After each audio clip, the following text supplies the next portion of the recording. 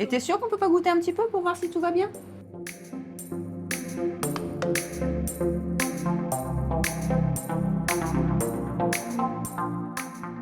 Bonjour Delphine, moi c'est Cécile Moritel, je suis formatrice en pâtisserie. Merci Cécile de nous accueillir aujourd'hui. Je suis très heureuse de faire ta connaissance. Donc tu as pu découvrir la cuvée Les Rachés, qui est une cuvée très intense par son aromatique, un 100% chardonnay. J'ai hâte de te présenter le gâteau Agathe que j'ai réalisé avec ton champagne. J'ai trop hâte. On va réaliser la première étape de notre recette. Là, dans la casserole, moi j'ai mis le champagne avec la vanille et le jus de citron. On va faire chauffer, j'ai de la fécule de maïs qui est un épaississant et du sucre semoule. Voilà, donc on va faire cuire ensuite. Pour la tenue, on va rajouter de la gélatine. On va dresser rapidement et après on va laisser prendre au froid. Tu vois, j'ai déjà préparé le biscuit madeleine, je l'ai détaillé. Là, il y a du champagne, donc le tien. On va bien l'imbiber sur le dessus pour faire ressortir tout le caractère boisé, aromatique et aussi intense de ton champagne. Bah, c'est vrai que le côté boisé, on le retrouve aussi avec la vanille que tu as mis tout à l'heure. Oui. Parce que donc le vin que nous travaillons, donc la cuvée Les Rachés, est vinifié uniquement en barrique. Et c'est vrai que le côté boisé qu'on peut retrouver, on le retrouve aussi dans le côté vanille que tu avais tout à l'heure.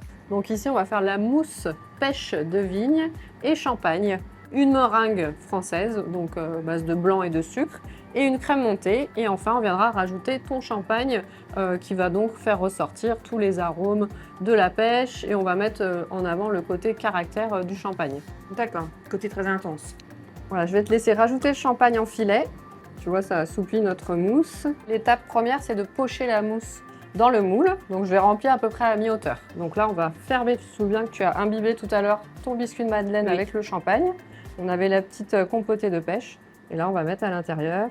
Donc là, on va laisser prendre un petit peu au froid. On va mettre la finition sur nos petits gâteaux. Donc, on va appliquer un spray velours. J'ai récupéré également la petite gelée qui nous restait. On l'a mixée, on l'a mis en poche. Et puis là, dans le petit tourbillon, on va venir pocher.